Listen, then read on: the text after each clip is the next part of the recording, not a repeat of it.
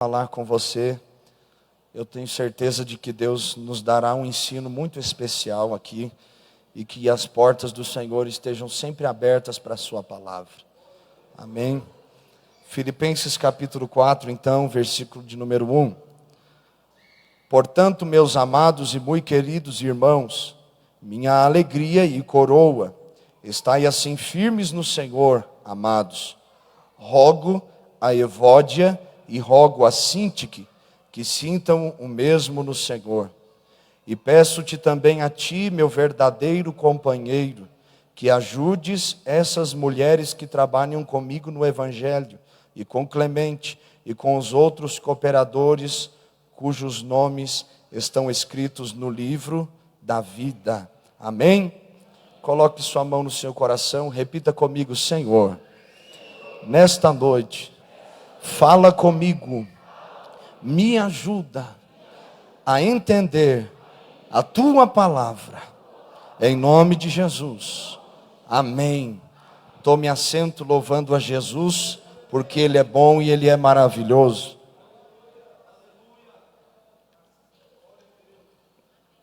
Meus irmãos, eu já havia comentado com vocês que hoje nós estaríamos falando sobre o tema vivendo a igreja ou vivendo na igreja. Qual é a diferença de uma pessoa que realmente vive a igreja de Cristo ou a pessoa que apenas frequenta a igreja do Senhor Jesus? Então hoje nós vamos estar comentando sobre este assunto. Eu peço aos irmãos e às irmãs que todo o movimento se cesse em nome de Jesus. Isso, vamos nos assentar, ouvir a palavra do Senhor, porque a Bíblia diz que aquele que me ama, disse Jesus, ouve a minha palavra. Então nós vamos ouvir a palavra com paciência, com calma, sem estresse, para que o nome do Senhor seja glorificado. Então nós vamos estar falando sobre isso, a diferença daqueles que de fato são a igreja do Senhor e aqueles que apenas frequentam as igrejas. Nós percebemos que ao longo dos nossos dias, muita gente está em muitas igrejas, mas na verdade tem muita gente em muitas igrejas que ainda não nasceram de novo, e por não nascerem de novo, ainda não têm um caráter como o de Cristo Jesus. Só que o que nós entendemos pela palavra de Deus é que não adianta eu estar no lugar igreja se eu não ser esta igreja.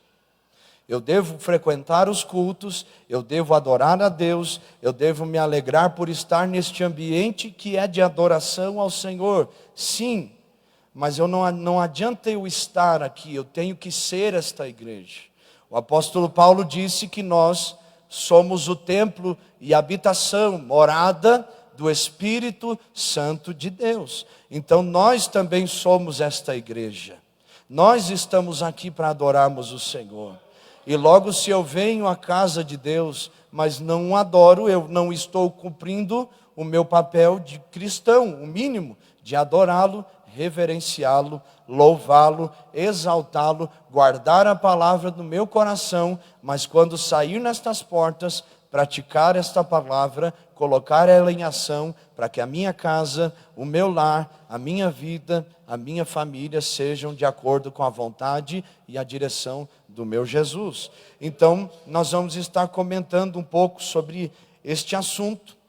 Só que antes de nós entrarmos de fato na aplicação dessa espécie de revelação, neste estudo que Deus me dirigiu a dar nesta noite, nós vamos meditar um pouco a respeito do que era a igreja de Filipos, ou qual o motivo que o apóstolo Paulo escreveu a carta aos Filipenses. Nós sabemos que o apóstolo Paulo escreveu a carta aos irmãos que estavam na cidade de Filipos, quando ele estava preso em Roma, em torno do ano 68 depois de Cristo. Então Paulo, preso, escreveu cartas, e nós sabemos, dentro da teologia nós estudamos sobre as cartas que foram escritas na prisão. E aí nós temos várias cartas, e eu não vou tomar muito tempo, mas a carta aos Filipenses é a 9ª carta que Paulo escreveu. E nós sabemos que a cidade de Filipos é a primeira cidade da Europa que recebeu o Evangelho. Na verdade, nós vamos entendendo, quando nós vamos nos contextualizando no conceito bíblico de Filipos, aquilo que aconteceu, aquilo como foi, e nós vamos entendendo melhor o porquê o apóstolo escreve esta carta. Esta carta ela foi escrita por no mínimo 3 motivos. Primeiro motivo, agradecer as doações que os irmãos da igreja de Filipos fizeram ao apóstolo Paulo e às igrejas que estavam passando por um momento que nós sabemos na Bíblia de fome, de necessidade. Então os irmãos de Filipos, eles doaram, eles se sensibilizaram com a situação e o apóstolo Paulo estava agradecendo o que eles haviam feito e estiveram fazendo durante aquele momento. O segundo motivo que nós podemos identificar nesta carta é que Paulo também escreve esta epístola, esta carta, como uma forma de preparo para que Timóteo estivesse assumindo a igreja de Filipos. Como Timóteo era jovem, Paulo escreve a carta e aí ele tem aquele respaldo. Não, eu não estou aqui porque eu vim por mim mesmo. Eu estou aqui porque o apóstolo Paulo, aquele que fundou esta igreja, me enviou a estar aqui. E eu sou jovem sim, mas ele me mandou e eu sou o pastor de vocês. E ali estava o respaldo do apóstolo Paulo para o jovem irmão Timóteo. E o terceiro motivo que nós percebemos quando o apóstolo Paulo escreve esta carta, é que ele estava fortalecendo os irmãos na fé, consolando os irmãos, porque nós sabemos que naquele tempo a igreja cristã sofria uma perseguição muito intensa, muito grave. Os irmãos eram mortos. No caso de João Marcos, foi amarrado em cavalos e foi arrastado nas ruas de Alexandria. Vários casos de irmãos que morreram dessa forma, decapitados, cerrados ao meio, e aí vai. Então o apóstolo Paulo está fortalecendo aos irmãos que estavam passando por uma espécie de perseguição naquele momento. Então por isso essa carta, e eu acho lindo no versículo 4 do capítulo 4, que nós fizemos menção deste capítulo, mas não lemos este versículo, é que o apóstolo Paulo, mesmo preso, mesmo com todas as suas limitações, ele diz: alegrai-vos no Senhor. Outra vez vos digo, alegrai-vos.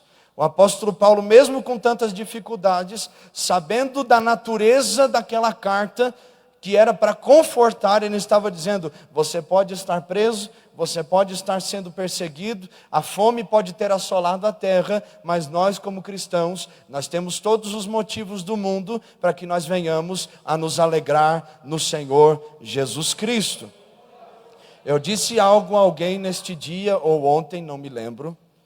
Eu disse assim, ele falou que estava triste e orou e o seu coração se acalmou. E eu escrevi algo. Eu disse: sua alegria não depende do estado emocional que você se encontra.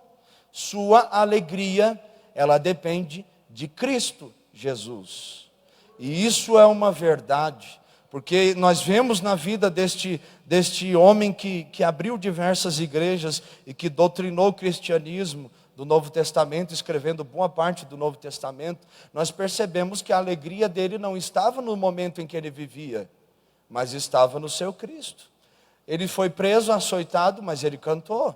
Ele foi apedrejado, mas ele não deixou de pregar a palavra de Deus. Então, que nós possamos entender esta verdade, que nós devemos nos alegrar no Senhor, seja no momento de aflição ou de alegria, seja no momento de escassez ou de abundância, seja no momento em que eu estou desesperado ou no momento que eu estou bem. A nossa alegria, ela vem do nosso Senhor.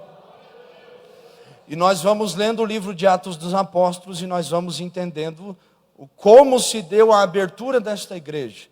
Atos capítulo 16, versículo 9, a Bíblia diz que o apóstolo Paulo estava dormindo e teve uma espécie de sonho, de visão, em que ele viu um homem macedônio que gritava para ele e dizia: passa a Macedônia e ajuda-nos. E a Bíblia diz que logo que o apóstolo acorda, o versículo diz assim: e a partir daí nós procuramos partir.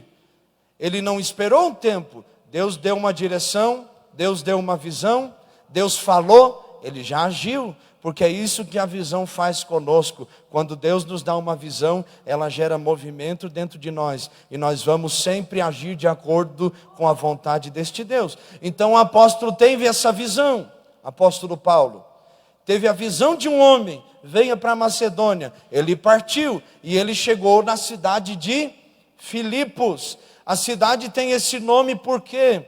Porque ela foi fundada pelo homem que se chamava Filipe, que era o pai de Alexandre o Magno. Então a cidade tem este nome derivado do seu fundador, que é Filipe. E aí nós não vamos entrar na questão romana do lugar, que é uma espécie de capital, mas nós percebemos que não foi só uma questão de direção de Deus, mas a cidade em si era uma cidade que era cortada por uma estrada muito famosa, que até Alexandre o Grande usou nas suas conquistas.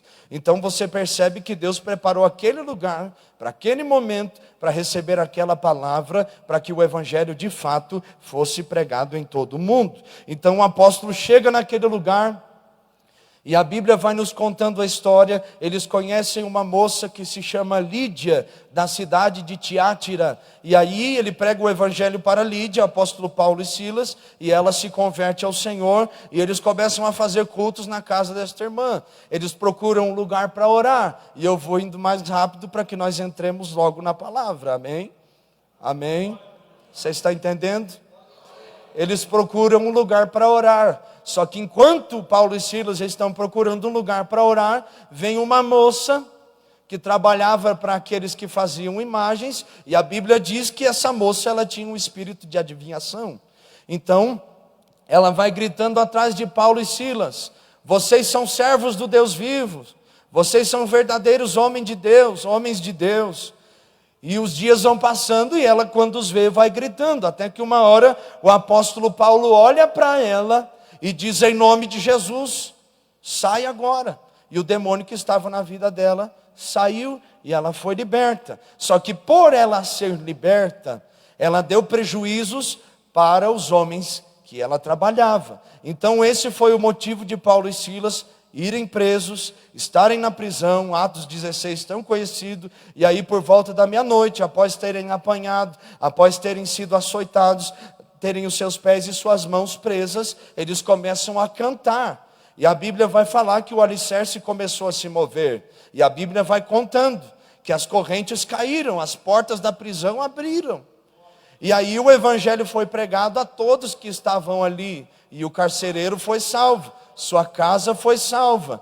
E o detalhe é, a partir deste momento, esta igreja, ela é firmada naquele lugar, estabelecida. Os irmãos começam a se reunir, e o apóstolo Paulo parte para outro lugar. Então isso tudo foi dito só para nós termos uma ideia de como o apóstolo Paulo chegou ali, debaixo de uma direção de Deus, debaixo de uma vontade de Deus, e não de algo de acordo com a sua vontade. Porque pessoas que são a igreja, são guiados pelo Deus da igreja. Pessoas que frequentam a igreja são guiadas pela sua vontade, ou vivem em função da ideia dos outros, porque não gasta tempo com a palavra, não lê a Bíblia, não ora, não jejua, e aí depende da oração, do jejum e da leitura de outros. E é por isso que nós vemos várias igrejas que têm produzido escândalos e muitas coisas, porque não entenderam o que é viver a igreja, mas vivem frequentando as igrejas apenas. Mas eu tenho certeza que nós estamos aqui para adorar a Deus, e nós temos uma vida de comunhão com Deus, e hoje nós vamos entender sobre os reais valores daqueles que realmente são a igreja, e qual é a diferença daqueles que apenas frequentam as igrejas. Amém? Então, a primeira coisa que nós podemos observar na igreja de Filipos, na igreja dos irmãos filipenses, primeira característica, que eles sabiam absorver o tratamento de Deus. Eles sabiam absorver o tratamento de Deus. Eles aceitavam e entendiam que Deus é soberano e que Ele faz o que Ele quiser. Você e eu não podemos dar conselhos a Deus. Nós podemos ter uma sabedoria muito boa, um entendimento muito bom, mas isso diante de Deus não é nada. Você pode estudar a Bíblia, decorar ela toda, mas se não é Deus que dirige a sua vida, Não adianta. No meio de todas aquelas perseguições, no meio de todas aquelas dificuldades, os irmãos de Filipos, eles estavam entendendo o trabalhar do Senhor. Eles estavam absorvendo os ensinos no meio daquela situação. Porque note o que diz capítulo 1 e versículo 6 dessa carta. Tendo por certo isto mesmo, que aquele que em vós começou a boa obra, a aperfeiçoará até o dia de Jesus Cristo. Então a primeira característica de uma pessoa que é a igreja, é que ela sabe absorver o tratamento de Deus. Aleluia. Aleluia. Tem alguém aqui nessa noite que pode glorificar o Senhor pelo trabalhar dele? Então, o que nos revela é bem aquilo que diz Salomão: se te mostrares fraco no dia da angústia, é porque a tua força ela é pequena. Se no dia da adversidade nós demonstrarmos fraqueza, é porque de fato nós somos muito mais aparência do que de fato nós falamos que somos.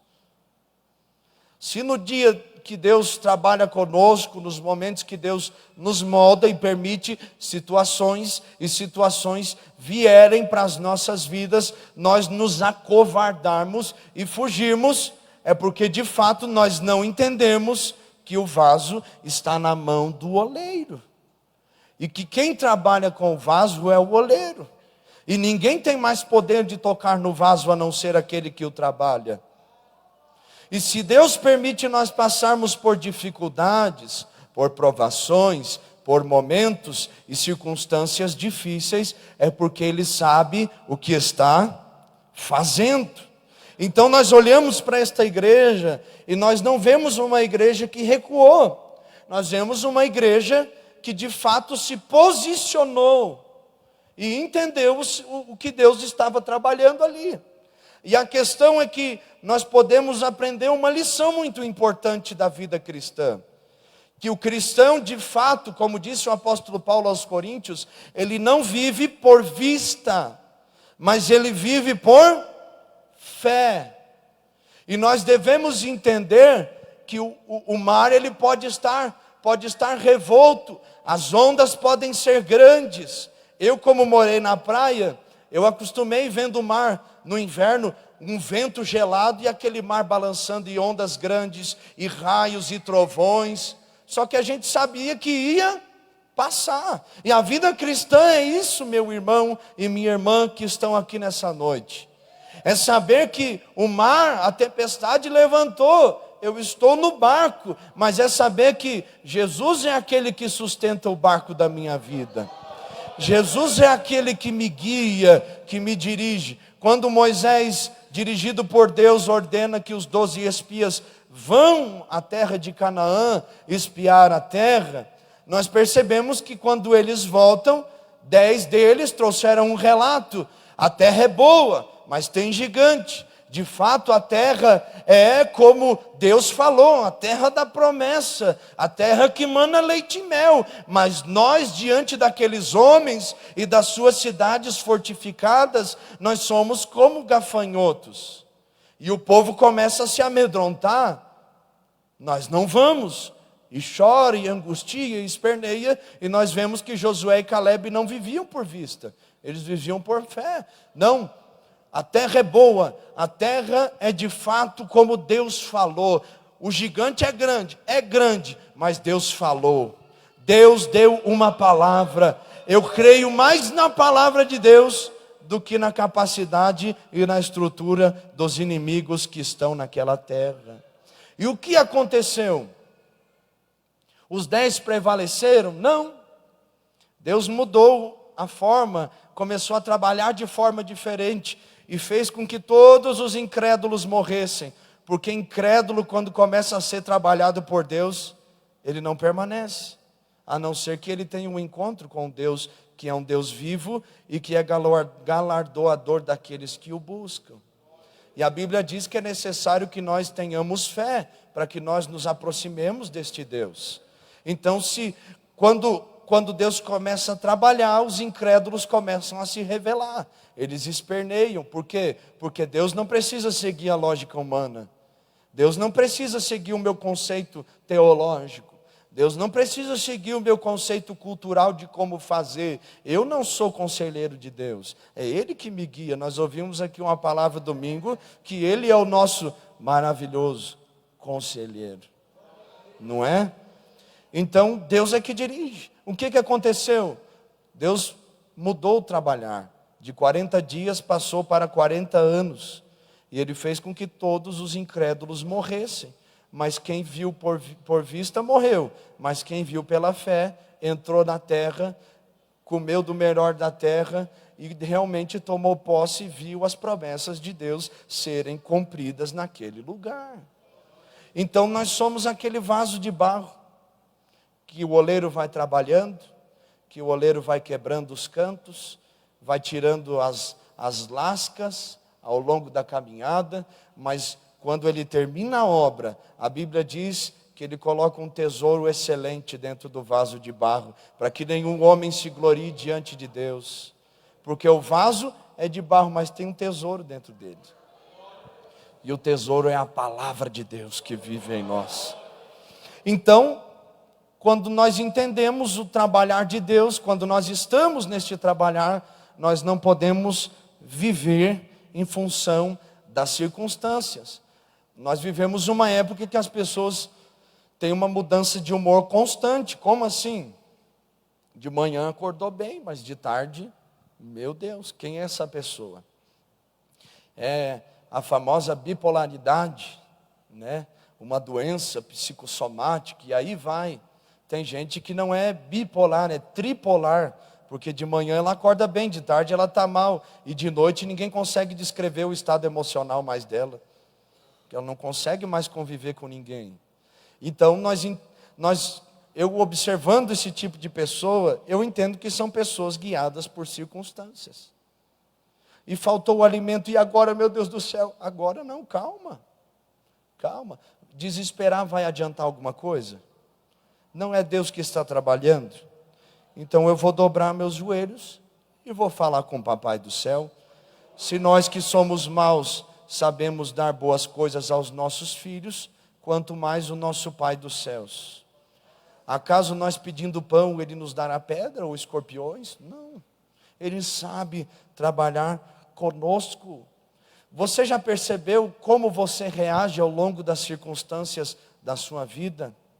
Porque a maneira que você reage diante das circunstâncias vai revelar se você está entendendo, se você e eu estamos absorvendo o trabalhar de Deus em nós, o tratamento de Deus em nós. Então Deus trabalhou com aquela igreja.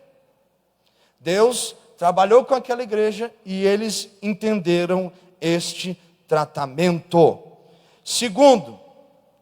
Segunda coisa que nós observamos aqui na igreja de Filipos, e a segunda característica daqueles que vivem a igreja, porque são a igreja. Era uma igreja que tinha boas referências, mas Cristo era o seu modelo. Aleluia! Ou seja, eles tinham um bom pregador, o melhor pastor da época, que era o apóstolo Paulo. O apóstolo Paulo fundou a nossa igreja, aleluia. Imagina eles na convenção da época. Quem fundou a nossa igreja foi o irmão Paulo. Qual Paulo? O apóstolo? É, aquele que escreveu metade do Novo Testamento. Ele mesmo. Mas, só que o que o apóstolo Paulo ensinou para eles, é que por mais que fosse o Paulo, que abriu a igreja, eles deveriam seguir a Cristo. Capítulo 4, versículo 9. O que também aprendestes e recebestes e ouvistes e vistes em mim, isso fazei, e o Deus de paz será convosco. Então ele estava dizendo aqui, tudo que eu ensinei para vocês, eu quero que vocês coloquem em prática. Mas, Filipenses capítulo 2, versículo 5, tão conhecido, vai falar o quê? Que de sorte haja em vós o mesmo sentimento que houve em Diga comigo, Cristo. Cristo. Então, eles tinham boas referências. Imagina Timóteo, que foi discípulo do apóstolo Paulo, esteve pastoreando ali. Só que eles sabiam e tinham a certeza de que por mais que o pastor era usado por Deus, por mais que haviam homens que tinham uma palavra muito boa, pessoas que pregavam bem, pessoas que cantavam bem, pessoas que faziam tudo muito bem, não era o suficiente.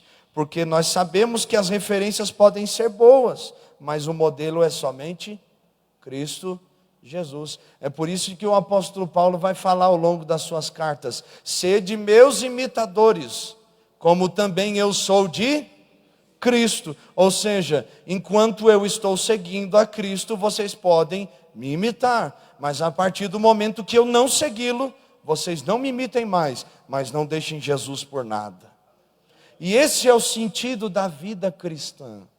Você ter Cristo como sua referência. Porque nós estamos aqui, mas nós não permaneceremos aqui para sempre, como pessoas que estão auxiliando no serviço do Senhor, trabalhando com a igreja. Infelizmente, eu vou falar isso aqui, mas é uma certeza que todos nós sabemos. Eu não estarei aqui para sempre, pastor Lindomar não estará aqui para sempre. Deus é aquele que nos dirige. O obreiro é o obreiro que está aqui, talvez amanhã não possa estar, porque é Deus aquele que dirige. E somos referências, pela infinita misericórdia de Deus, devemos ser e temos lutado para ser. Só que quem é o modelo do cristão? É Jesus. Porque eu posso falhar com você, só que Jesus, Ele não falha. Eu posso deixar a desejar algo para você, só que Jesus nunca deve nada para ninguém, meu irmão. Quem foi o homem mais perfeito da terra? Foi Ele, o próprio Cristo Jesus. O que esta igreja nos ensina? Ensina para todos aqueles que vivem a igreja, que são a igreja, que os testemunhos podem ser maravilhosos, mas o meu Salvador é sempre Jesus. Por isso, passem o que passar, venha quem vier, eu sei que Jesus é aquele que permanece para sempre. E eu vou correndo aqui porque o tempo também corre, viu? Então, terceira característica desta igreja de Filipos e dos irmãos que também vivem a igreja: era uma igreja obediente. Filipenses capítulo 2, versículo 12. De sorte que, meus amados, assim como sempre obedecestes, não só na minha presença, mas muito mais agora na minha ausência, assim também operai a vossa salvação com temor e tremor. Olha a qualidade desta igreja, meu irmão. E olha o que Deus está ensinando para nós, para aqueles que desejam ser esta igreja. Ser obediente a Deus. Obediente só quando o pastor está? Não. E quando ele não está? Ainda mais, é o versículo que nós lemos. Assim como sempre me obedecestes, não só na minha presença, mas muito mais agora na minha ausência. Eu estava ouvindo certa feita, uns anos atrás, pastor, bispo do Texas, T.D. Jakes, numa palavra muito abençoada, e ele diz assim: você só pode honrar a sua liderança quando ela não estiver ali, e você continuar sendo a mesma pessoa que você é quando ela está. Então, você já viu aquela criança quando os pais saem de perto? E ela muda o comportamento? E tem crianças que é o contrário. Quando o pai chega, ela muda o comportamento também. Estava fazendo bagunça, mas daí o pai chegou, já ficou em ordem. Não é? Tem alguma criança aí da sua casa assim? Mas aí ela estava tudo tranquila. Mas aí o pai ou a mãe chegou, começou a fazer manha, dar birra, e aí chama atenção e vai. Você já viu isso? Quem já viu? E não fica feio? Tu imagina isso depois de grande? É a mesma coisa. Você percebe que quando a liderança está, e vocês fiquem tranquilos, eu não jogo indireta para ninguém, a gente conversa pessoalmente, o que tem que falar, já fala o nome, a pessoa, o caso, e trata mesmo. Vocês sabem como funciona, tá? Então eu só estou pregando a palavra de Deus, tá? Fique tranquilo, qualquer coisa você destaca esse versículo aí na sua Bíblia, tá? Filipenses 2:12, para depois não dizer que foi o irmão que falou. Não, o irmão só falou o que está escrito, só isso. Assim como sempre me obedeceste, não só na minha presença, mas muito mais na minha ausência. Por que obedecer na ausência é importante? Preste atenção no que o apóstolo João fala, que se eu digo que amo a Deus, a quem não vejo, eu não vejo Deus, Ele não é visível, por mais que eu o sinta, eu não o vejo, porque Deus é Espírito. Mas eu tenho meu irmão próximo a mim, e eu o vejo. Como eu digo que amo a Deus, que eu não vejo, e como eu vou dizer que eu não posso amar o meu irmão se eu estou vendo ele? Vocês entendem isso? É isso ou mais ou menos? É mais ou menos isso, não sei se eu fui claro. Então eu digo que amo a Deus, mas eu não vejo. Mas eu não amo meu irmão que eu vejo. Que coisa! Se eu estou vendo a pessoa e não a amo, então a Bíblia diz que eu estou em trevas. É isso que a palavra diz. E no caso da liderança, se o meu líder está na igreja, eu amo, porque ele está aqui. Mas se ele não está, eu devo amá-lo e honrá-lo muito mais, porque eu sei que as coisas começam a depender muito mais de mim quando ele não está. Preste atenção em algo. Preste atenção em algo. Deus é o nosso Pai. Ele é o nosso supremo pastor. Ele é aquele que nos guia, é aquele que nos entende, é aquele que sabe trabalhar conosco, que nos corrige. E Ele sempre tem sido tão paciente conosco. E nós devemos amar a Deus? Sim. E Ele coloca pessoas na nossa vida para que nós venhamos amá-las, respeitá-las, honrá-las. Só que eu não honro a minha esposa quando eu estou do lado dela e eu sou fiel a ela. Eu honro ela quando? Quando ela não está, mas eu continuo sendo fiel. Como é que eu sei que você é um crente fiel? Porque você já foi para o céu? Dá uma cutucada no Francisco aí, Cida. Porque você já foi para o céu, está com Jesus e não precisa mais de nada? Você é fiel? Se você nascesse no céu, preste atenção, e morasse lá para sempre, eu poderia dizer que você é fiel? Se você nasceu lá, não posso afirmar, porque você não tem a palavra, você não guardou os mandamentos, não é? Mas se você está aqui na terra, esperando o papai vir te buscar, e você permanece fiel, quer dizer que você está obedecendo não só na presença no céu, mas também enquanto ele não veio. Vocês estão me entendendo? Glória a Deus. Ficou claro? Alguma dúvida? Glória a Deus. Tem gente que diz que não está com dúvida, mas faz umas caretas para a gente aqui, a gente fica até preocupado. Então, eu honro muito mais a minha liderança e eu demonstro que eu sou obediente a Deus na ausência da minha liderança. Porque eu estou revelando apenas o que está no meu coração. Por isso que quando a gente vê algum comportamento que é anormal, a gente já começa a estranhar, não é? Poxa vida, mas quando estava não era assim, mas quando não está desse jeito, tem coisa errada. É por isso que Deus dá palavras como essa, para dar uma ajustada na gente. Glória a Deus por isso. Então, quarta característica daqueles que vivem a igreja, que são a igreja. Uma igreja com percepção das necessidades e que exercia a generosidade. Uma igreja com percepção das necessidades e que exercia a generosidade. Olha o que o apóstolo Paulo disse em Filipenses 4, 14 ao 18. Eu vou ler rapidamente.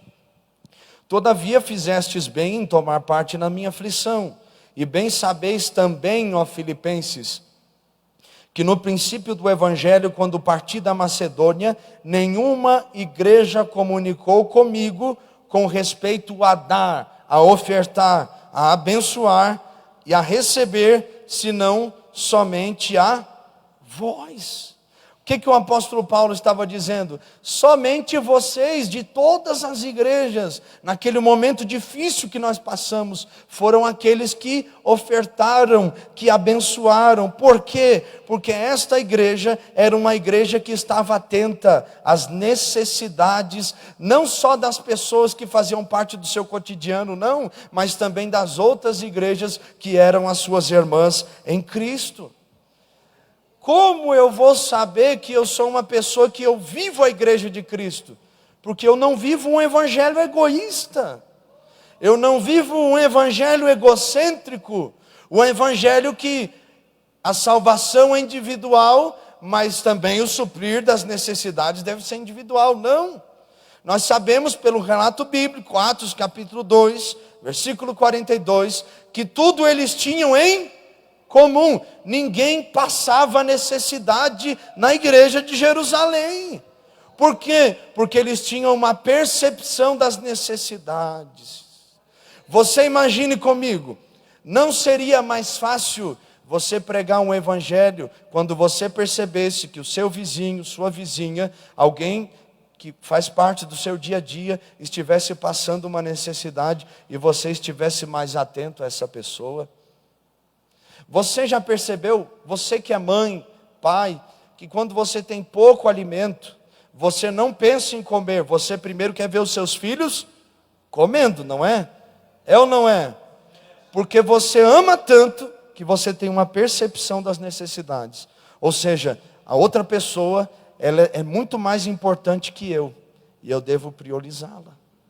Olha só, quando eu venho para o evangelho, não é muito diferente. Eu amo tanto ao Senhor e eu amo tanto o meu próximo, que eu não vivo em função de trabalhar para comprar um carro para mim. Eu não vivo em função de vestir uma roupa melhor. Eu não vivo em função de ficar exibindo aquilo que eu posso comprar para mim, não.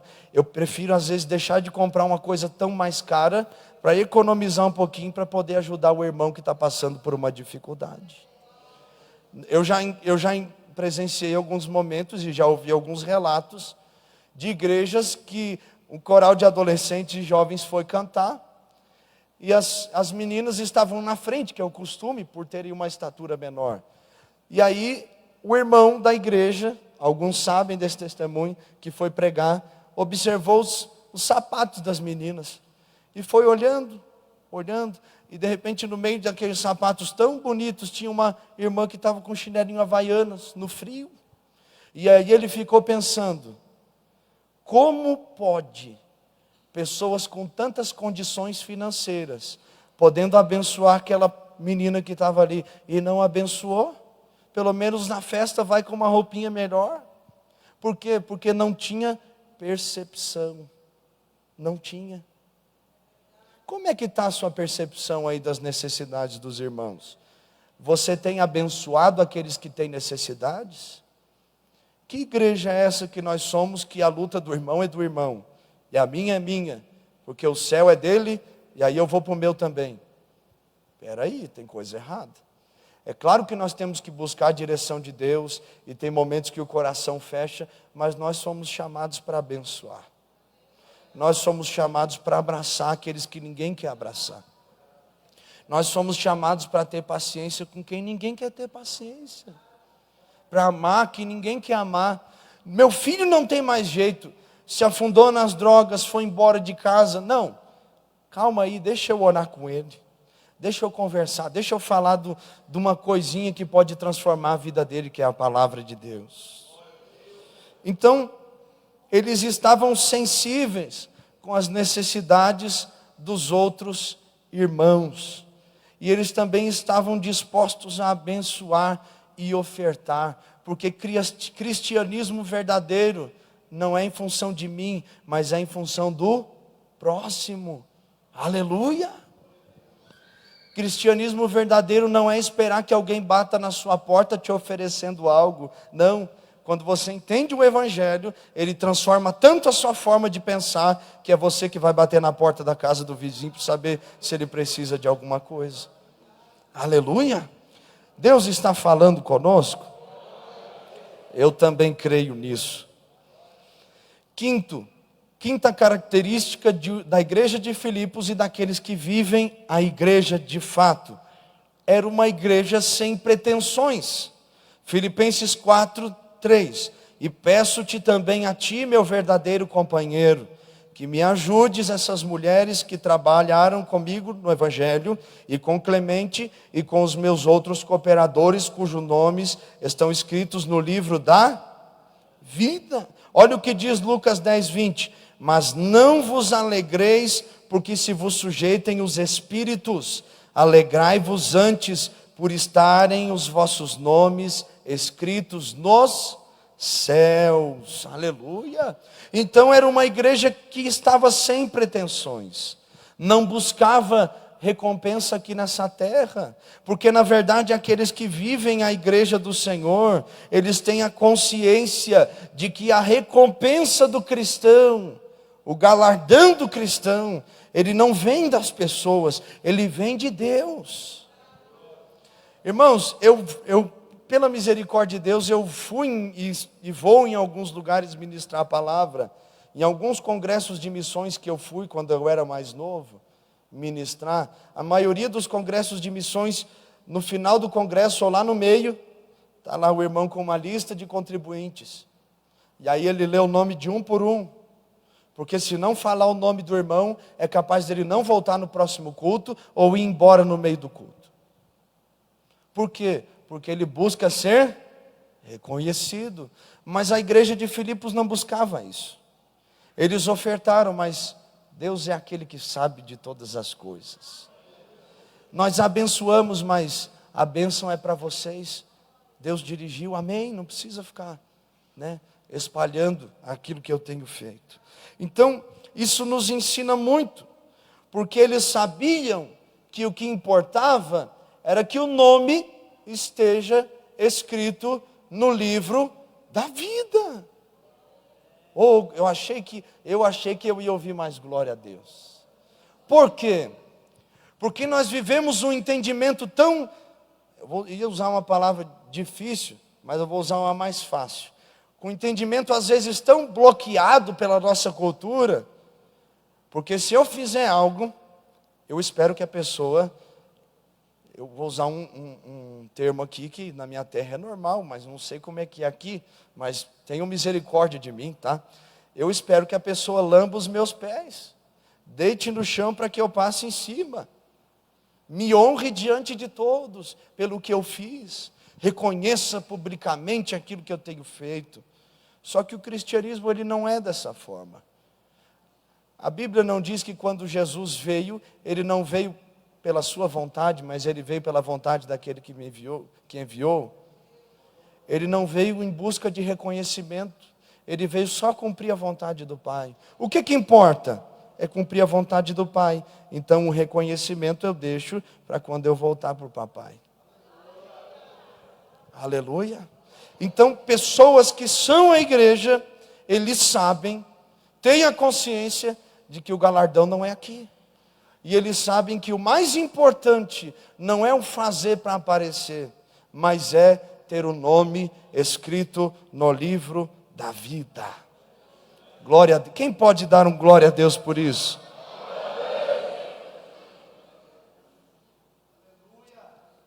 Então nós vemos aqui as características daqueles que são de fato a igreja. Mas nós percebemos algumas coisas na igreja de Filipos, alguns problemas que o apóstolo Paulo vai tratar nesta carta. E eu quero que você preste muita atenção, por favor. Eles eram uma igreja abençoada, sim, só que como toda igreja tinha suas dificuldades, que precisavam ser tratadas. Aonde nós vamos encontrar a igreja perfeita? Eu achei uma resposta para você. Sabe aonde? No céu. Por isso que você tem que amar aqui, para poder chegar lá e congregar na igreja perfeita. Aleluia. Por isso que o seu nome tem que estar escrito no livro da vida. Por isso que tem que nascer de novo.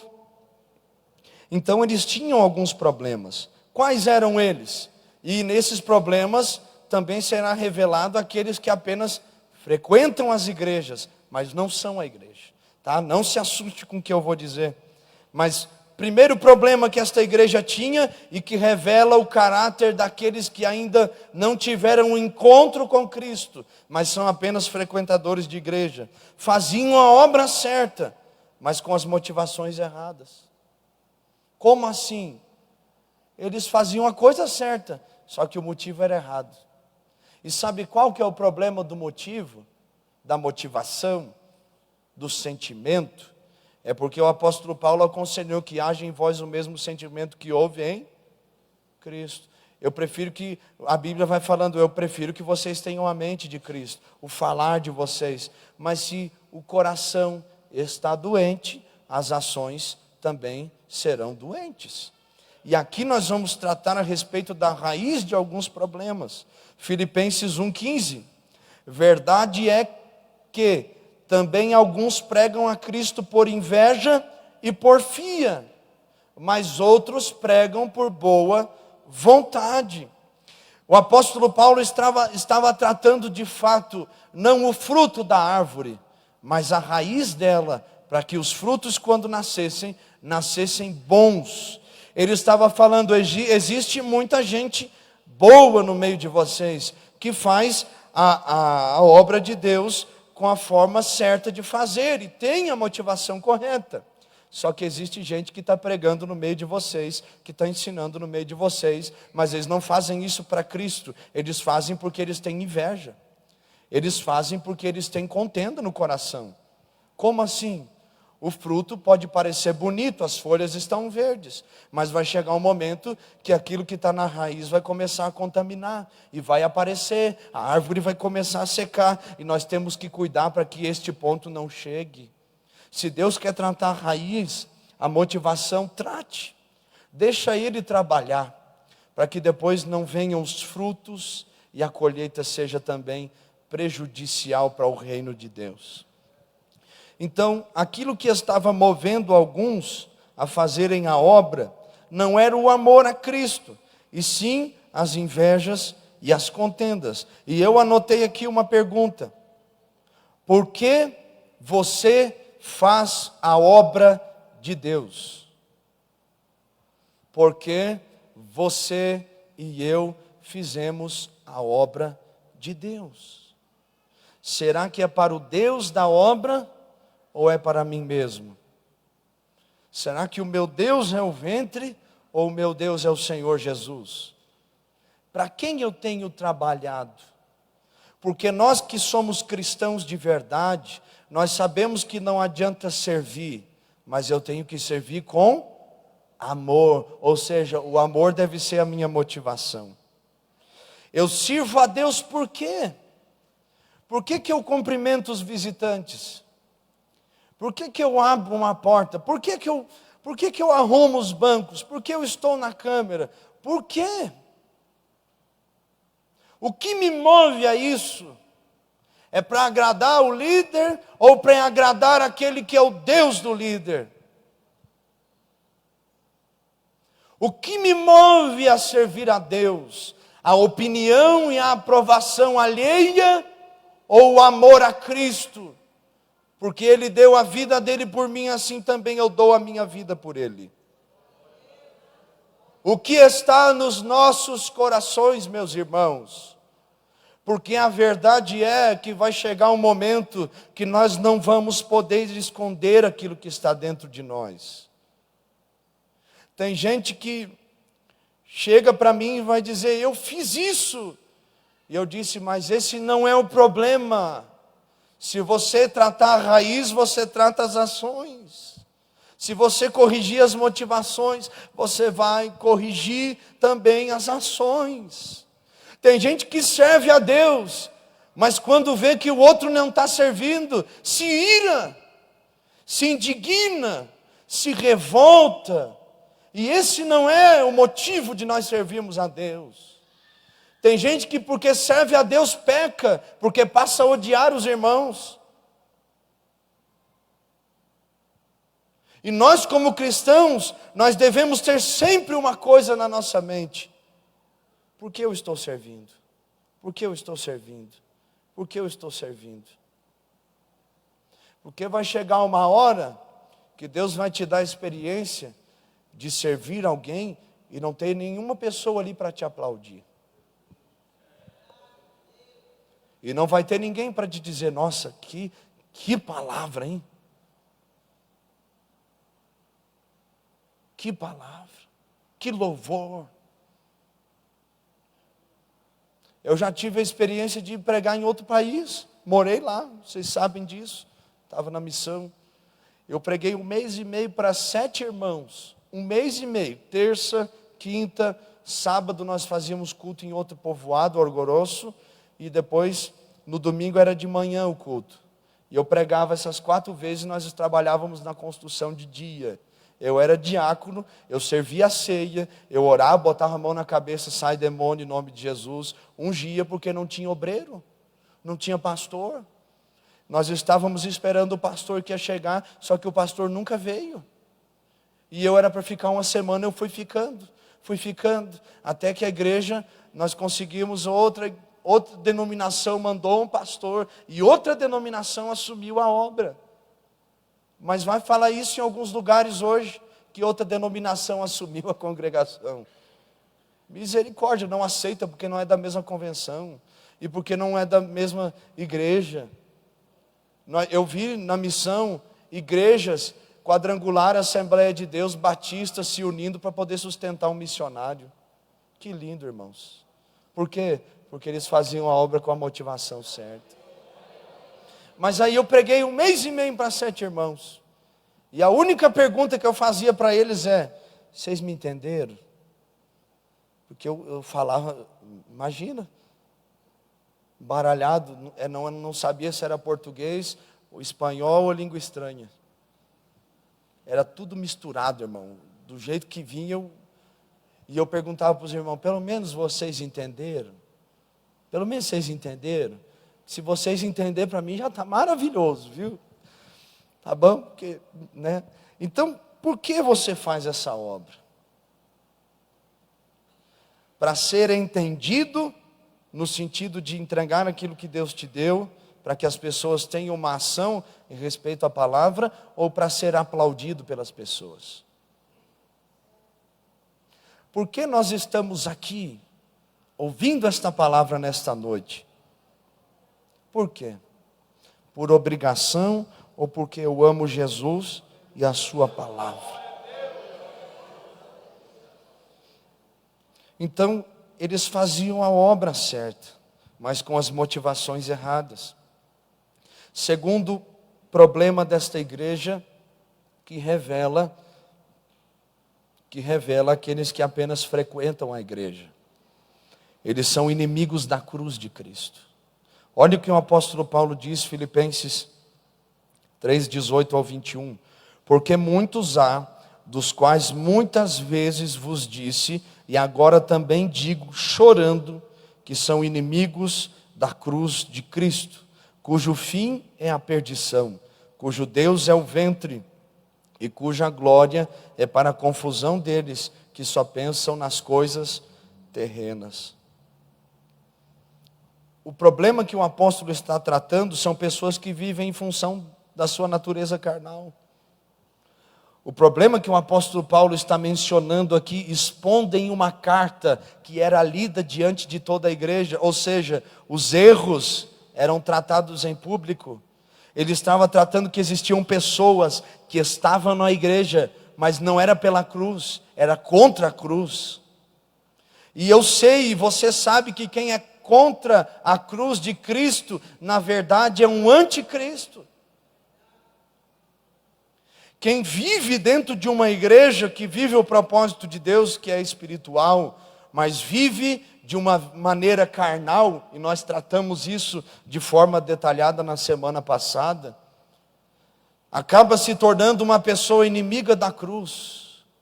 Porque a cruz veio para trazer a reconciliação. Jesus se entregou para reconciliar o homem, mas ela, vivendo em função das suas vontades, dos seus desejos, ela afasta as pessoas da cruz de Cristo. Ela afasta as pessoas de Jesus.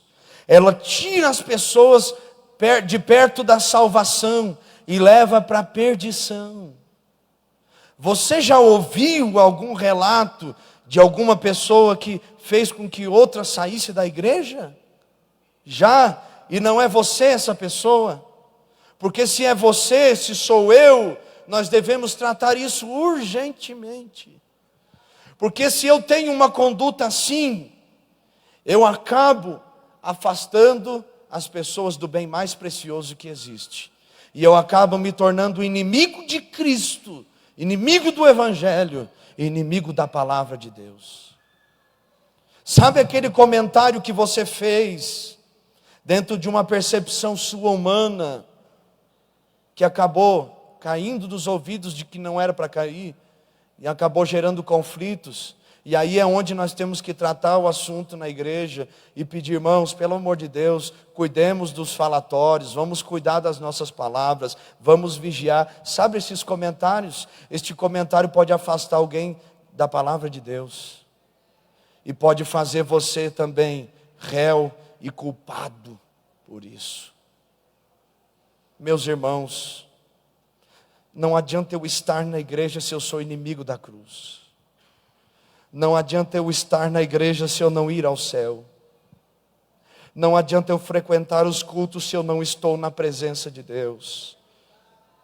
Jesus foi à cruz para nos levar ao céu, mas nós o negamos quando não priorizamos o céu e o que diz respeito a Ele. Sua prioridade tem revelado qual é a raiz do fruto que você tem dado. Quais são suas prioridades, meu irmão e minha irmã? Porque o apóstolo Paulo, ele continua no capítulo 3, a partir do 18, mais para frente o 20, vai falando, mas a nossa cidade está nos céus, de onde também esperamos o Salvador, o Senhor Jesus Cristo, que transformará o nosso corpo abatido para ser conforme o seu corpo glorioso, segundo o seu eficaz poder de sujeitar também a si todas as coisas. Ele fala daqueles que são inimigos da cruz, que têm problemas com o Evangelho, porque falam daquilo que é para a sua glória, porque vivem uma vida carnal, não oram, não jejuam, não têm vida de leitura bíblica, não são constantes, nem firmes e nem abundantes, e por isso o trabalho se torna vão no Senhor. E ele trata isso sobre aquilo que é feito para si, sobre aquilo que é vivido em função de mim e não de Cristo. E ele revela agora o antídoto para esse problema. Ele revela agora a esperança do cristão, que é o arrebatamento de Cristo. Que é o dia que nós ouviremos uma trombeta soar. E eu te garanto, não é pelo gol do Flamengo, não é pelo gol do Brasil, não é pelo gol do Barcelona, que trouxe vitória mundial, não. É a trombeta que vai soar para a maior vitória da humanidade. O arrebatamento dos céus, dos servos do Senhor. E na verdade o Espírito Santo nos levará. E nós encontraremos o Senhor nos ares. Olha o que diz a Bíblia, que transformará o nosso corpo abatido. Meu Deus. Como nós somos inimigos da cruz, sabendo dessa promessa. Como nós vivemos uma vida carnal, sabendo desta promessa espiritual. Meu Deus. Terceiro problema. Tinham pessoas com dons, talentos e virtude de lideranças, mas doentes nas emoções. E eu nunca vi algo tão exposto nesse aspecto como hoje. Pessoas que são líderes, pessoas que influenciam, mas têm problemas na alma. E aí não trata, não flui, não consegue, está se afogando dentro das suas emoções, mas não estende a mão para quem está com a mão estendida. E o apóstolo vai revelar esse problema. Olha o que ele diz, e nós fizemos leitura, capítulo 4, versículo 2 aos Filipenses. Rogo a Evódia e rogo a Sintique que sintam o mesmo no Senhor. O que o apóstolo estava tratando aqui? O caso de duas irmãs que não se davam na igreja. O caso de duas irmãs que não se falavam na igreja. E eu te pergunto, existe isso no cristianismo? Existe? Existe para aqueles que apenas frequentam os cultos. Porque quem vive a igreja sabe que se tem que tratar, trata e pede perdão e se humilha. E não espera o outro pedir perdão, ele sabe que a atitude tem que ser dele. É por isso que nós temos uma igreja doente. Porque as pessoas estão doentes e não tratam. O apóstolo Paulo estava dizendo, eu rogo, eu peço, eu imploro para a irmã Evódia e a irmã Sintique, que sintam o mesmo no Senhor. No Senhor. Porque se não for no Senhor também não adianta. Nós vivemos essa época em que a igreja sofre porque as pessoas não têm coragem de assumir as suas doenças emocionais. Nós vivemos uma época de apostasia, de indiferença nos cultos, no evangelho, no trato com o próximo. Por quê? Porque as pessoas não têm coragem de assumir que elas precisam ser curadas. E aí, aparentam ser curadas, mas elas estão enfermas. Só que quando Deus levanta uma pessoa, Ele quer no mínimo que ela cure. E como essa pessoa vai curar se ela está enferma? E aí a pergunta fica, mas como Deus vai levantar uma pessoa enferma? E a questão que pega Ele levanta quem Ele quer. Às vezes a enfermidade daquela pessoa faz ela falar muito dos outros, e Deus levanta ela naquele cargo, só para mostrar para ela que ela não é tão boa assim, que ela tem mais problemas que os outros, e que ela precisa se humilhar muito para ser curada. O problema é que o doente vai buscar remédio com outro doente, que nunca foi curado. O problema é o mesmo problema de Naamã. É chefe do exército, é comandante. Pela mão dele o Senhor efetuou o livramento aos sírios. Só que tem a armadura, tem a espada de capitão, só que por trás da armadura tem lepra. Ninguém vê, mas a lepra está lá. Ninguém vê, mas a lepra está se espalhando. Ninguém vê, mas o problema só piora. E não adianta eu ter o título de capitão, mas a hora que a lepra me tomar vai aparecer, e eu vou ter que sair de cena. Se você sabe que precisa tratar, trate. Qual é o problema? Ocupa um papel de influência, mas a sua influência apenas revela a sua enfermidade emocional e espiritual. Por quê? Porque é líder, ocupa cargo, faz a obra, mas não se dá bem com o irmão. Faz a obra, mas não consegue lidar com as pessoas. Dá a paz do Senhor, mas quando vira as costas fala mal. Dá a paz do Senhor, mas quando vira as costas, não só fala mal, aumenta a história. Só está revelando sua fraqueza. Só está revelando sua enfermidade emocional e espiritual. E sabe qual é o problema? Que se nós num culto fizermos uma oração mais forte, de libertação, de propósito, pessoas que têm este sintoma, a maioria delas irá manifestar demônios. Porque quando eu tenho um problema na minha alma e dou brecha, o diabo entra, meu querido. Porque nós podemos brincar de sermos cristãos, mas o diabo não brinca de ser diabo. Você pode frequentar os cultos, e eu também, mas o diabo não brinca de vir com retaliação sobre nós. Ele não brinca com o seu papel. Nós é que às vezes nos perdemos. O problema, abriu a brecha, manifestou, é expulso. Mas aí o que faz? se isola porque ainda não foi curado. Eu já comentei isso aqui e eu vou comentar de novo. Uma pessoa me procurou, estava sendo oprimida, passando por opressões, ouvindo vozes, vendo coisas. Eu digo: irmã, eu posso orar pela senhora e a senhora se liberta. Só que se você não tratar o assunto, não ser acompanhada e não ser curada, vai passar uma semana, 2, 1 mês e vai voltar o problema. O que eu estava falando para ela, para essa pessoa? Eu não quero só te libertar, eu estou aqui para te acompanhar. Você pode procurar tal pessoa que vai te acompanhar e você vai ser curada. Qual que é o interesse? Não é só a libertação, mas é tratar o problema para que ele não volte mais.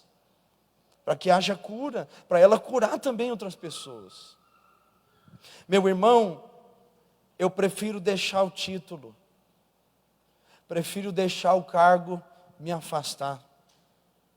Desde que eu entreguei minha vida para Jesus, eu sempre coloquei algo no meu coração: ninguém vai precisar me disciplinar, porque eu vou chegar lá, eu vou confessar e vou dizer: eu estou disposto à disciplina porque eu errei e eu preciso ser curado.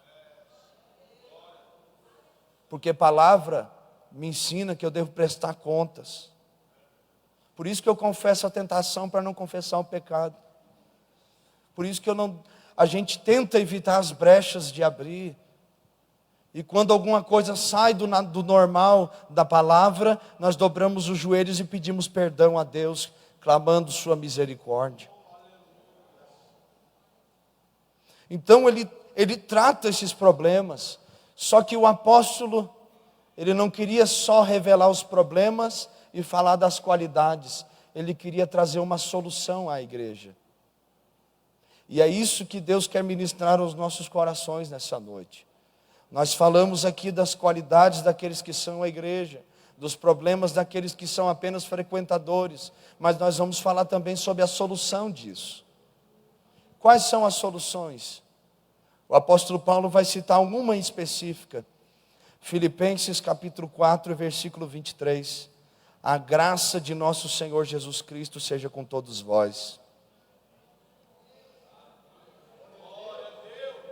A graça do Senhor seja com vocês.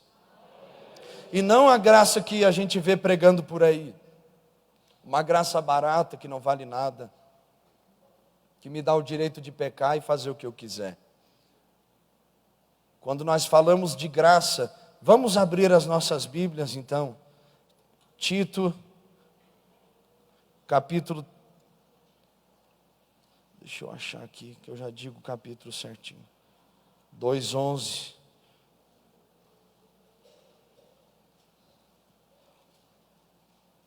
O Tito está bem pertinho ali do Filipenses. Só voltar um pouquinho. Tito, capítulo 2, versículo 11. Quem achou aí? Então vamos ler juntos? Vamos ler em uma só voz bem alto. 1, 2, 3. Vamos no 3? 1, 2, 3.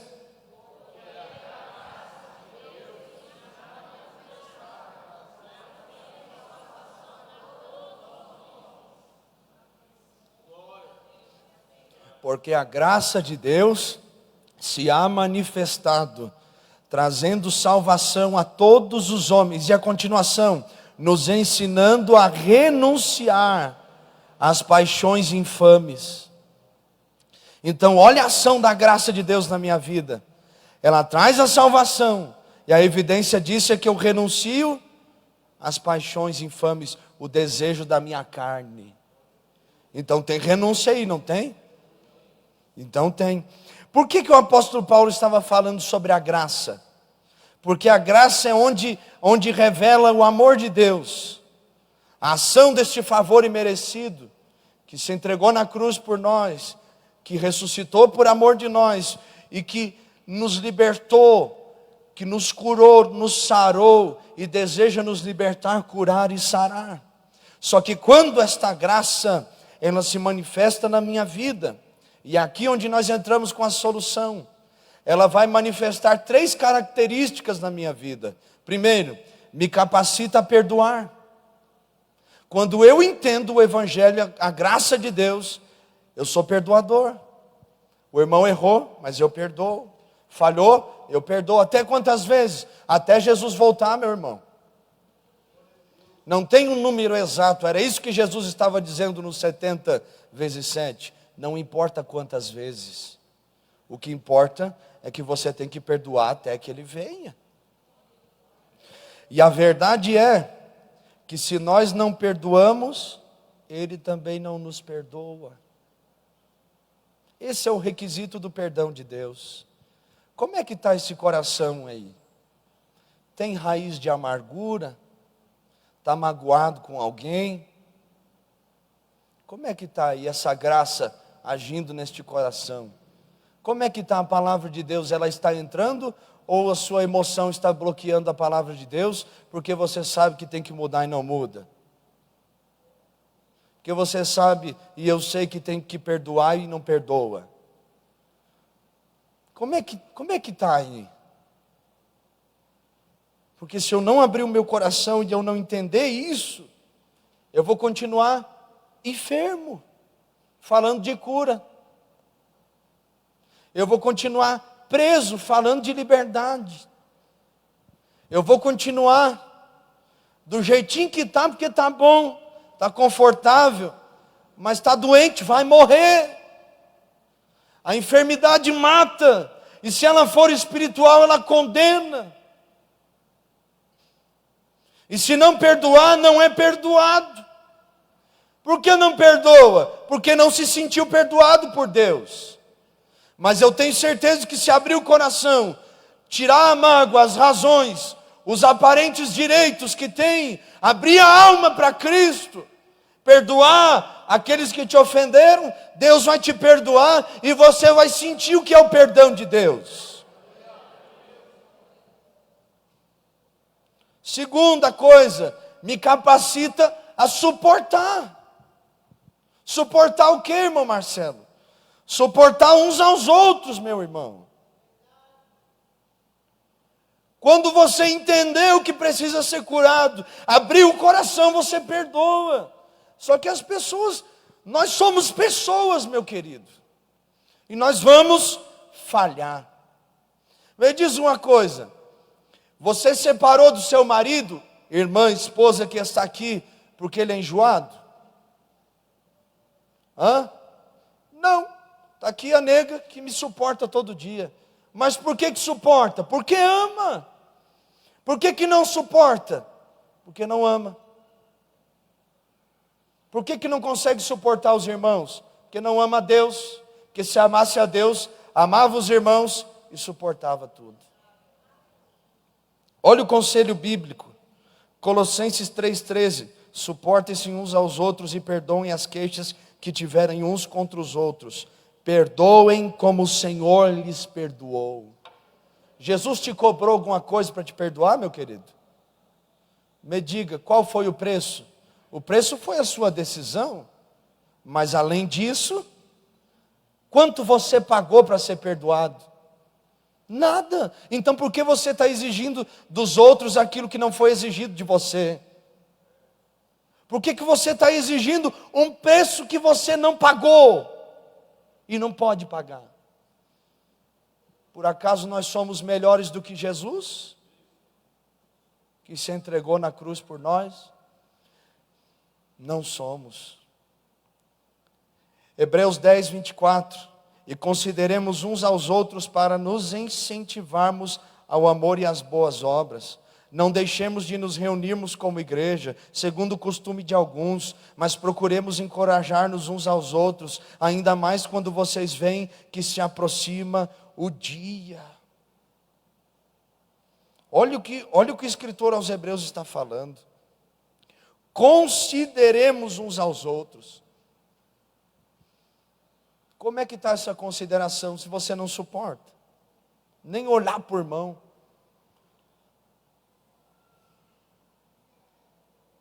Gálatas 5,13. Irmãos, vocês foram chamados para a liberdade, mas não usem a liberdade para dar ocasião à vontade da carne. Ao contrário, Sirvam uns aos outros mediante o amor. 1 João 1, 6 e 7. Se afirmamos que temos comunhão com Ele, mas andamos nas trevas, mentimos e não praticamos a verdade. Ou seja, diz que ama a Deus, mas não consegue olhar no rosto do irmão. Diz que ama a Deus, mas não dá a paz do Senhor para o irmão. Diz que ama a Deus, mas qualquer motivo é motivo para estar de mal com a outra pessoa. Você não ama a Deus, você está mentindo, você está sendo falso e o seu fim é o inferno, porque Jesus te perdoou, mas você não perdoou e por isso não consegue suportar. Se porém andarmos na luz como Ele está, temos comunhão uns com os outros, e o sangue de Jesus, seu Filho, nos purifica de todo pecado. Então, se eu ando nas trevas, eu não tenho comunhão, e se eu não tenho comunhão, o sangue de Jesus não me purifica. Está claro, não está? Se eu não ando na luz, eu não amo meu irmão. E se eu não amo, eu não suporto. E se eu não suporto, eu só estou dizendo para Deus que a graça dele, o sacrifício dele não valeu nada na minha vida. Pode ter valido para lá, mas aqui não valeu. Terceira coisa, me ajuda a reconhecer as minhas falhas e buscar uma mudança. Não há nada mais admirável na vida de um cristão do que vê-lo reconhecendo seus erros e buscando uma mudança em Deus. Se isso fosse mais evidente em nós, os nossos relacionamentos seriam mais sadios.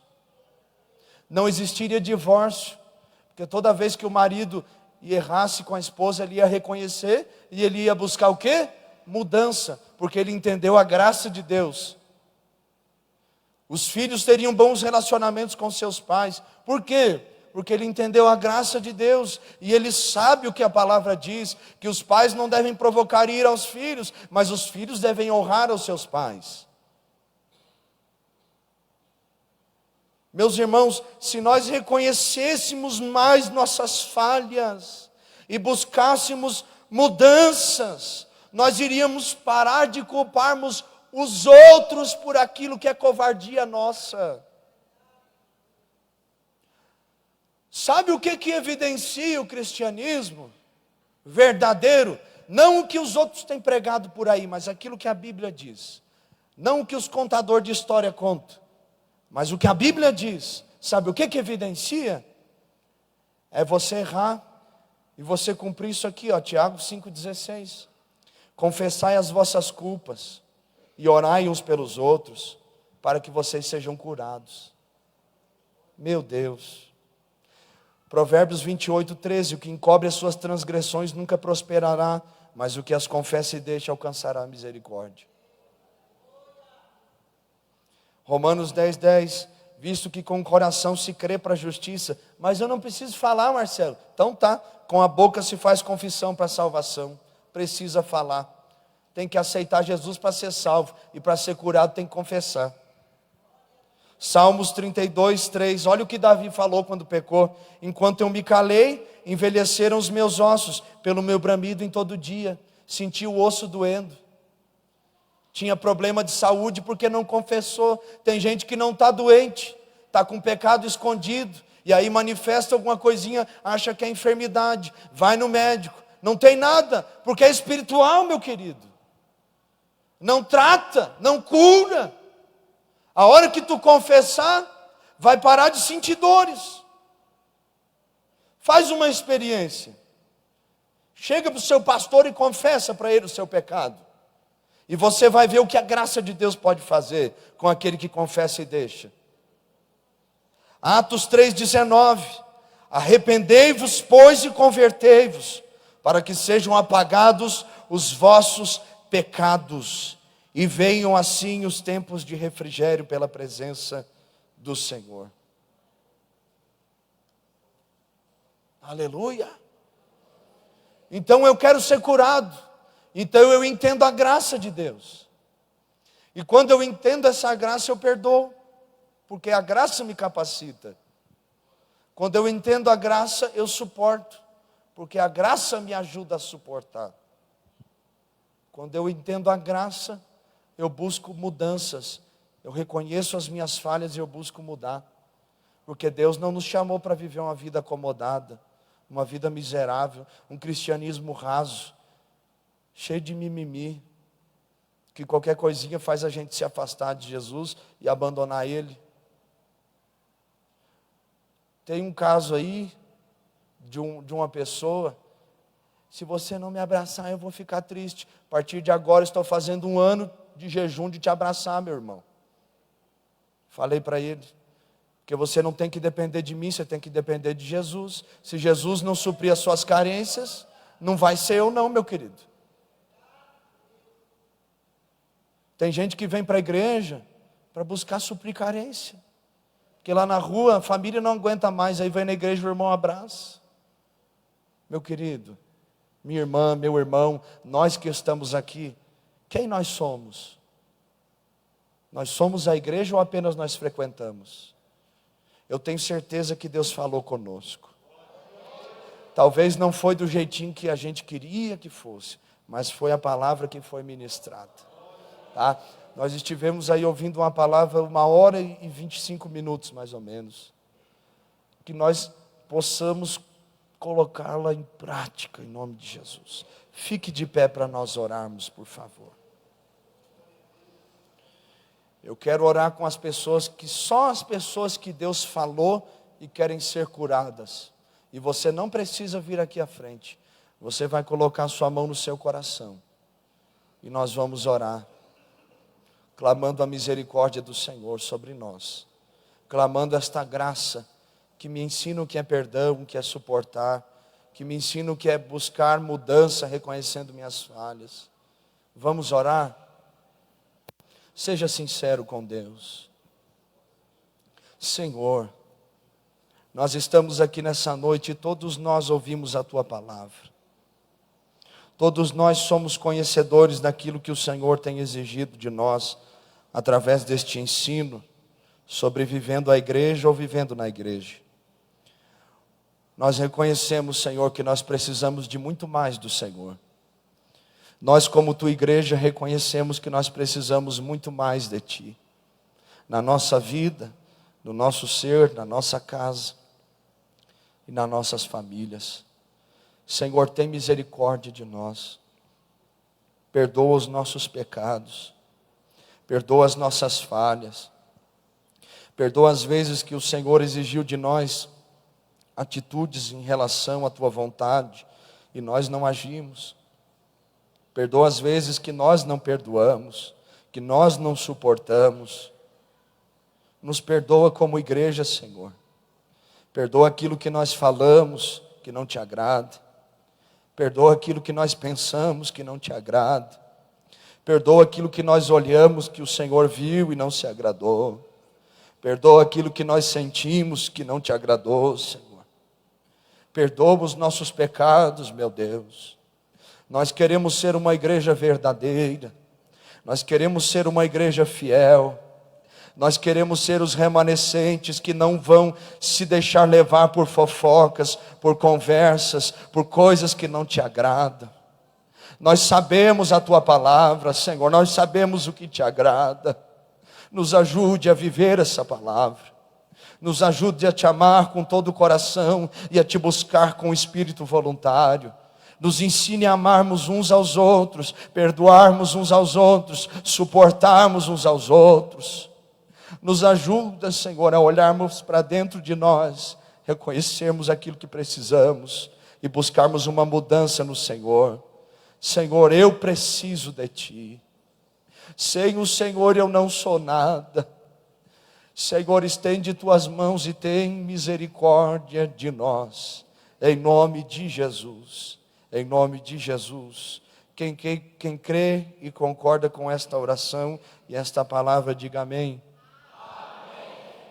Pela internet, Giovanni Santos, Fernando Borges, ele está pedindo oração pela esposa e filho, porque estão muito longe da presença de Deus. Amém, Fernando, nós vamos orar, mas tome uma decisão, guerreiro. Se você sabe que está longe, volte para Jesus. Pastor Raimundo amado, saudações com a santa e gloriosa paz do Senhor Jesus Cristo. Não foi possível ir cultuarmos juntos com os irmãos, porém aqui em casa estou acompanhando. Amém, Pastor Raimundo, Deus te abençoe. Dora Macedo, de Calva das Novas. Inácio Custódio, de Rio Verde. Maria José de Palmas, Tocantins. Abimael Rodrigues, de Uberlândia. Marinéia Gonçalves, de Minasul, pedindo oração pela filha, pela família, pelo sogro Luiz Gonzaga, que está internado. Amém, Marinéia, nós vamos orar, Deus é aquele que faz o milagre. Isso. Vamos orar pelos nossos irmãos? Levante suas mãos. Senhor, nós te pedimos, estende tuas mãos sobre a vida do Fernando, do pastor Raimundo, da Marinéia, da Dora, cada pessoa que está pela internet assistindo este culto. Que a tua mão esteja estendida e que o Senhor venha tocar, abençoar, dirigir, Senhor, e fazer os milagres, em nome de Jesus, em nome de Jesus. Amém? Na cantina hoje, pastel de carne e frango com catupiry. O Raimundo, aquele homem, senhor elegante, está abrindo a porta ali. Se aproxime, será uma bênção. Deus falou contigo nesta noite? E o que nós vamos fazer com essa palavra? Vamos praticá-la em nome de Jesus. E isso se revela onde? Nos nossos cultos, na nossa vida, no nosso trato, nossa maneira de falar, de se expressar. E aí vai, tenhamos misericórdia uns dos outros, para que o Senhor tenha misericórdia de nós. Amém? Levante sua mão. Que o grande amor de Deus o Pai, que a graça do Senhor Jesus e a comunhão do Espírito Santo sejam com todos aqueles que nessa noite decidiram ser uma igreja verdadeira. E os que creem e concordam vão dar o amém mais forte para Jesus. 1, 2, 3. Amém. Amém. Vá na graça e na paz. Cumprimente essa pessoa que está próxima a você. Umas 5 pessoas bonitas aí próximo. Que Deus te abençoe. Quinta-feira nós estamos aqui em nome de Jesus. Não esqueçam das orações. Amanhã cedo oração e à noite também. Você que está em casa, que o Senhor te abençoe de forma especial. E eu espero que esta palavra tenha ministrado ao seu coração. Que Deus venha te abençoar, abrir as portas e fazer os milagres do Senhor. Nosso próximo culto será na quinta-feira e nós te aguardamos aí em nome de Jesus. Deus te abençoe. Não esqueçam a reunião com a equipe de louvor. Aqui próximo à câmera, por favor. Reunião com a equipe de louvor. Reunião com os jovens na sala dos jovens. Ensaio com todas as crianças. Por favor, em nome de Jesus.